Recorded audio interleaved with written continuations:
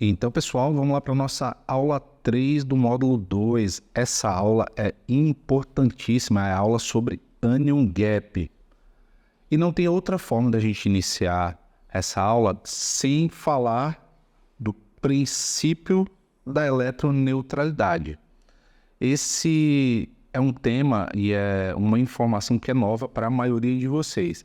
Mas o que esse princípio da eletroneutralidade fala para a gente? Ele fala que o número de cargas positivas tem de ser igual ao número de cargas negativas, independente da gente estar no meio intracelular ou no meio extracelular, tudo bem? Então, como é que isso funciona? Eu vou trazer aqui, meio intracelular, ou seja, a gente está dentro da célula. Dentro da célula, a nossa principal carga positiva é o potássio. Então, mais de 90% de todo o potássio que a gente tem, ele está dentro da célula. E esse potássio, ele é o principal representante das cargas positivas, sendo ele o maior volume, a maior concentração, então a gente vai utilizar ele como o representante das cargas positivas. Tudo bem? Então, quando a gente fala de cargas negativas dentro da célula, a gente tem que falar dos fosfatos, sulfatos, a gente tem que falar das proteínas e por aí vai, tudo bem? Já quando a gente fala do meio extracelular, a gente tem uma diferença. No meio extracelular, a principal carga que nós temos é o sódio. Então, o sódio é o representante das cargas positivas, é aquele que tem a maior concentração, tudo bem? Já quando a gente fala das cargas negativas, a gente está falando de bicarbonato e a gente está falando de cloreto. Então, o número de cargas positivas tem que ser igual ao número de cargas negativas, correto? Então, vamos lá. Para quem não sabe, o valor normal do sódio é 135 a 145. Então, como a gente tem um intervalo aí, a gente vai usar o ponto médio, que é 140. O bicarbonato, a gente já sabe que é de 22 a 26 e a gente usa o ponto médio em 24. Já o cloreto, ele tem uma concentração de 106 miliequivalentes, tudo bem? Então, se o número de cargas positivas tem de ser igual ao número de cargas negativas, eu posso dizer que o sódio é igual ao bicarbonato mais cloreto. Sódio, 140. Bicarbonato, 24. Cloreto, 106. Então, eu posso dizer que 140 é igual a 130. Geramos um problema. A gente tem uma diferença entre o número de cargas positivas e o número de cargas negativas. Quando a gente tem uma diferença, a gente chama de gap. E esse gap é uma diferença das cargas negativas. Eu tenho menos cargas negativas. Logo, eu tenho um anion gap. E quem seria esse anion gap, Kleber? Anion gap são todas as cargas negativas que a gente não levou em consideração no cálculo. E quem são esses ânions? Fosfatos, sulfatos, proteínas, e agora que vem lactato, a gente tem corpos cetônicos e por aí vai. Vocês perceberam que essa diferença do anion gap foi uma diferença de 10? Então, anion gap foi igual a 10. Como tudo em distúrbios ácido-base é intervalo, eu posso dizer que, se eu colocar um mais ou menos 2 aqui, que o anion gap ele varia de 8 até 12. Esse é o valor normal do anion gap. Outra coisa que a gente percebeu aqui, a gente tem como calcular o anion gap. Aqui não é o sódio, aqui o sódio, bicarbonato e cloreto, então mais anion gap. Então eu posso dizer que o anion gap ele é igual ao sódio menos cloreto mais bicarbonato. Então toda vez que eu tiver em uma questão que eu tiver o sódio, o cloreto e o bicarbonato, eu consigo calcular o anion gap. Tudo bem? Mas quais são as repercussões desse anion gap? A gente vai ver agora. O anion gap, meus amigos, ele é uma medida de todas as cargas negativas que a gente não levou em consideração. Então, nisso a gente tem lactato, a gente tem corpos cetônicos, a gente tem fosfatos, a gente tem sulfatos, a gente tem proteínas e por aí vai. Se toda vez que o nosso anion gap subir, então quer dizer que a gente está adicionando alguma dessas coisas. Vocês concordam? Se o anion gap ele é a soma de tudo isso, se eu tiver o anion gap aumentado, quer dizer que essas coisas aumentaram, porque se eu tenho que o anion gap é igual ao sódio mais menos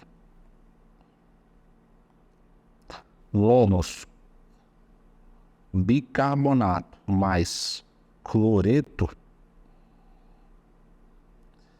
eu tenho como calcular esse anion gap em qualquer situação onde eu tenho sódio, bicarbonato e cloreto. E se eu sei que o valor normal do anion gap é de 8 a 12, eu consigo calcular toda vez que o anion gap estiver elevado.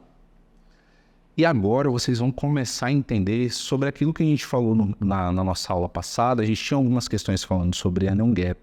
E aí o pessoal não consegue entender direito. Que quando eu tenho duas formas de ter acidose e metabólica. Ou eu tenho as acidoses metabólicas com anion gap elevado, ou eu tenho as acidoses metabólicas com anion gap normal. As acidoses metabólicas com anion gap elevado são todas aquelas que a gente tem a adição de ácidos. E as acidoses metabólicas com anion gap normal é toda vez que perde bases.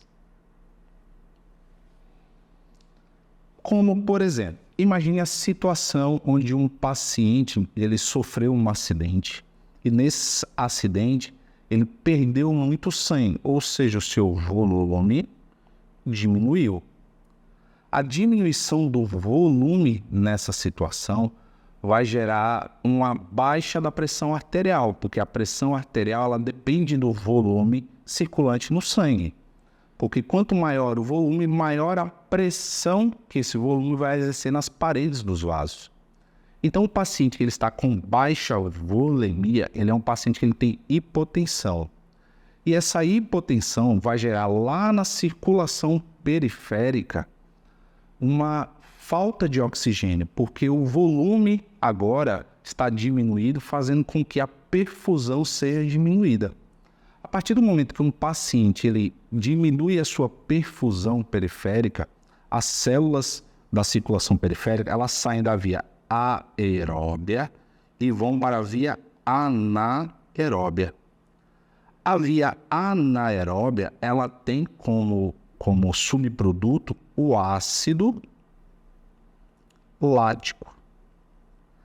Esse ácido lático produzido pelas células da periferia que saíram da via aeróbia e foram para a via anaeróbia, esse ácido lático produzido por elas vai gerar a dissociação desse ácido em H+, mais lactato.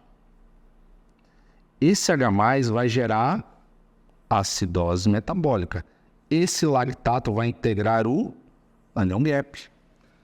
Então, nessa situação, a gente tem a produção de um ácido. Se a gente tem a produção de um ácido, logo a gente tem uma acidose metabólica com anion gap elevado. Mas eu tenho um quadro aqui que vai clarear um pouquinho para vocês. Preste atenção. A gente não tem que o sódio ele é igual a bicarbonato mais cloreto mais anion gap. Aqui, ó, essa primeira imagem aqui, ó, o sódio, tá vendo aqui? A coluna é igual a anion gap mais bicarbonato mais cloreto, tudo bem? Já nesse segundo quadro, olha o que aconteceu. O sódio continuou constante. O anion gap, ele não se alterou, ele continuou em 10.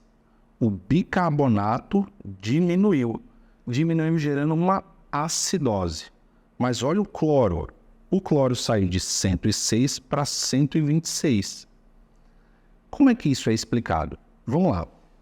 Se o sódio manteve constante e o anion gap não se alterou, se eu tiver uma diminuição do bicarbonato, para que se mantenha toda essa proporção, o cloro tem que subir. Então, em situações, por exemplo, como a diarreia, onde o paciente começa a perder muito bicarbonato durante o processo diarreico, ocorre um aumento da reabsorção do cloreto, justamente para tentar manter essa proporção. Se eu tenho um aumento da reabsorção de cloreto, os níveis de cloreto vão aumentar. Nesse caso, eu não tive a formação de um ácido, então eu tenho uma acidose metabólica porque o bicarbonato começou a cair, porque ele está sendo perdido na diarreia, e em compensação eu tenho um aumento da reabsorção de cloreto. É por isso que a gente fala que as acidoses metabólicas com anion gap normal também são chamadas de hiperclorêmicas. E esse aumento do cloro, ele se dá justamente para compensar a perda de bicarbonato. Tudo bem? Que é exatamente essa situação 2 aqui que a gente tem. Agora vamos aqui para o quadro 3. Nessa situação, sódio normal, vocês entendem que o anion gap aumentou. Se o anion gap, eu vou até colocar aqui de novo, ó, sódio é igual a bicarbonato mais cloreto mais anion gap. Se ocorreu, eu vou colocar aqui em cima, ó, porque cortou, mais cloreto mais anion gap, tudo bem? Se a gente tem uma situação onde o anion gap subiu e o cloro se manteve constante, e o sódio constante, o bicarbonato tem que fazer o quê? Descer. Porque se eu subo o valor do anion gap, o cloro se mantém normal e o sódio está normal, para manter essa proporção, o bicarbonato tem que cair. Esse tipo de situação a gente chama de acidose metabólica com anion gap elevado, ou que é a mesma coisa de normoclorêmica.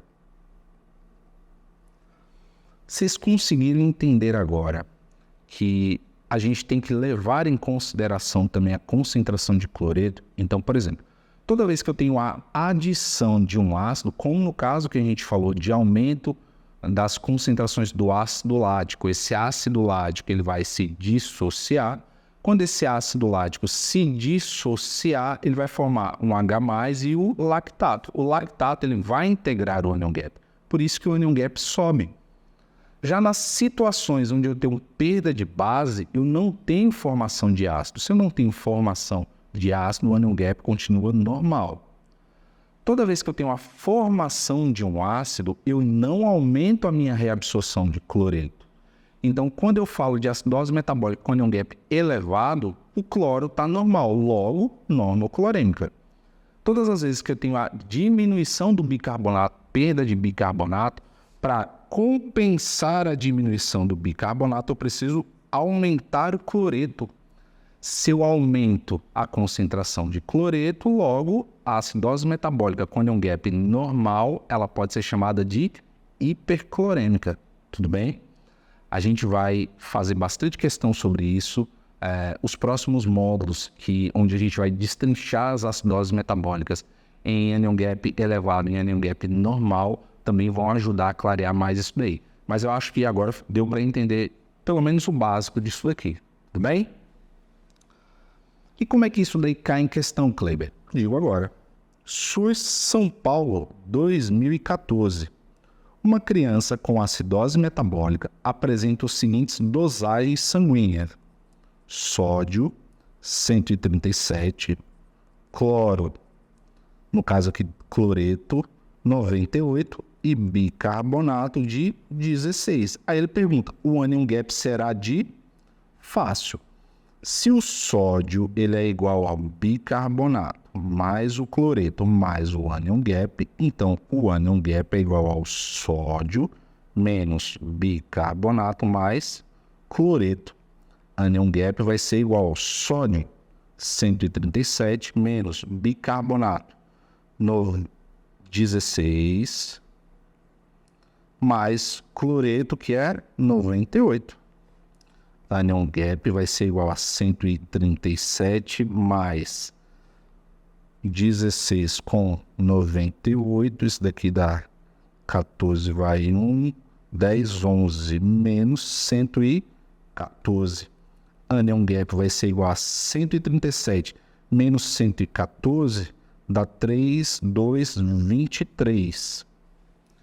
Então, o anion gap para um sódio de 137, um cloreto de 98 e um bicarbonato de 16 é 23. Vamos lá para as alternativas. Letra A, 23. Fácil, né? Vamos treinar um pouquinho mais. A gente agora traz uma questão também fresquinha, 2021. Residência Médica 2021, acesso direto, processo unificado de Minas Gerais. Vamos lá. Paciente de 62 anos, sexo masculino, hipertenso, controlado com losartana, foi submetido a uma retossigmoidectomia, procedimento anestésico cirúrgico sem complicações. Durante a permanência na sala de recuperação pós-anestésica, foi solicitada a revisão do laboratorial com os seguintes resultados: pH de 7,28, PCO2 de 49 e bicarbonato de 17. Tudo bem? Ele traz que o base excess é menos 6,2. Aí ele traz também que o sódio é igual a 137, o cloreto é 96. Aí ele traz aqui o potássio, que a gente não utiliza. Considerando as informações acima, o diagnóstico ácido-base mais provável é... Vamos lá, pessoal. Agora a gente já dá craque nisso daqui, ó. pH 7,28 é um pH ácido, então tem uma acidose. Essa acidose é de que tipo? Ela é explicada por uma PCO2 de 49. PCO2 de 49 é uma PCO2 que está acima. Então, sim, é explicado. PCO2 de 49 está acima de 45, então eu tenho uma acidose respiratória. BIC de 17. Esse BIC de 17 está abaixo de 22, logo também explica. Então eu tenho uma acidose respiratória mais acidose metabólica. Eu tenho uma acidose do tipo mista. Tudo bem? Aí, como ele trouxe para a gente sódio e cloreto, vamos calcular o anion gap. Anion gap vai ser igual ao sódio menos cloreto mais bicarbonato. Anion gap vai ser igual ao sódio, que é 137, menos o cloreto, que é 96, mais o bicarbonato, que é 17. Anion gap vai ser igual a 96 com 17, vai dar 12, 13, 1, 10, 11, 113. Então, a gente tem 137 menos 113. Aqui dá 4, aqui dá 2. Então, o anion gap é igual a 24. Esse anion gap está o quê, meus amigos? Elevado. Lembre-se que o anion gap ele varia de 8 a 12. Então, agora vamos lá para as alternativas. A acidose metabólica com anion gap elevado. Falso. A gente tem uma acidose mista. B, acidose metabólica com anion gap normal, falso. Acidose mista com anion gap elevado, verdade. A gente tem uma acidose respiratória mais uma acidose metabólica, a gente calculou o anion gap e o anion gap foi de 24, acima de 12, logo anion gap elevado. D, acidose mista com anion gap normal, falso. Então, resposta, letra C. Fácil, né? Vamos seguindo. PSU de Minas, 2017. Não obstante suas limitações, o cálculo do hiato diônico, ou seja, o anion gap, é útil na avaliação dos pacientes com acidose metabólica, verdadeiro. Encontrando-se aumentado nos casos de acidose lática, verdade. Lembra-se que quando a gente tem a produção de ácido lático, e normal nos casos de acidose tubular renal, verdade. A gente vai ter uma aula só sobre acidose tubular renal. Vocês vão ver que é o tipo de acidose metabólica com anion gap normal. Assinale o valor do hiato diônico em se tratando de um paciente com sódio 140, bicarbonato de 18 e cloreto de 102. Fácil. Anion gap vai ser igual ao sódio menos bicarbonato mais cloreto. Anion gap é igual ao sódio 140 menos bicarbonato 18 e cloreto 102. Anion gap vai ser igual a 140 menos 18 com 102 dá 120. Anion gap igual a 20. Vamos para as alternativas. Letra A, 20, verdade. Tranquilo, né? As questões? Vamos exercitar mais ainda. SUS São Paulo, 2017. Para calcular o anion gap de um paciente, são necessários os seguintes parâmetros. Anion gap é igual a sódio menos bicarbonato mais cloreto. Letra A, potássio, falso. Tem potássio aqui? Não. Sódio, verdade. Cálcio, falso. C, sódio, bicarbonato e cloreto. Verdade. Questão super tranquila e caiu no SUS São Paulo. Tudo bem? Então vamos lá para a nossa última questão dessa nossa aula. Vocês perceberam que essa aula é uma aula um pouquinho mais curtinha, que é justamente que a gente quer que vocês foquem justamente nesse conceito de anion gap, tudo bem? Vamos lá, questão de 2014. Paciente de 21 anos estava em uma festa, chega ao serviço com rebaixamento do nível de consciência. Amigos informam que o quadro foi precedido por náuseas, vômitos e fortes dores abdominais. Beleza. No exame físico, destaca-se taquipneia severa. O paciente está com a frequência cardíaca de 120. Pressão arterial baixa, 80/40. Agitação psicomotora. Exames laboratoriais. Gasometria arterial. Vamos colocar aqui, pH 7,10, ou seja, o paciente está em acidose. PO2 a gente não utiliza. PCO2 de 15. A PCO2 de 15 explica uma acidose? Não. PCO2 abaixo de 35 é alcalose. Bicarbonato, ele traz aqui no finalzinho que é 10. Um bicarbonato de 10 explica uma acidose? Explica logo uma acidose metabólica. E aqui ele traz que o sódio é 140, potássio de 5,5, cloreto de 100. Com relação à acidose metabólica, é incorreto, ou seja, ele quer a falsa, tudo bem? Vamos lá. A. O cálculo do anion gap será necessário para definir o tipo de acidose metabólica e a melhor forma de tratamento. Isso é verdade, viu, gente? Nas próximas aulas a gente vai ver grupos específicos de doença que causam acidose metabólica com anion gap elevado e grupos de doenças específicas que causam acidose metabólica com anion gap normal. Mas fiquem tranquilos, a gente vai falar sobre isso. B. Trata-se de acidose metabólica, verdade, normoclorêmica. Tá? Vamos lá ver. Acidose metabólica. Então, eu preciso calcular o anion gap. O anion gap ele é igual a o sódio menos cloreto mais bicarbonato. Anion gap vai ser o sódio 140 menos cloreto 100 mais bicarbonato, que é 10. Anion gap é igual a 140 menos 110. Anion gap é igual a 30. Anion gap elevado.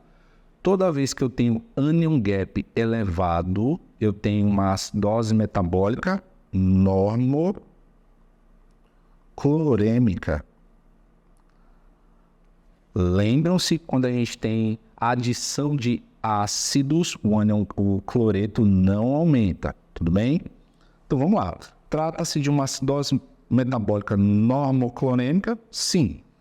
Uma vez que o anion gap está normal. Anion gap está normal? Não. Falso. Anion gap está elevado. Vamos lá. C. Trata-se de uma acidose metabólica normoclorêmica? Sim.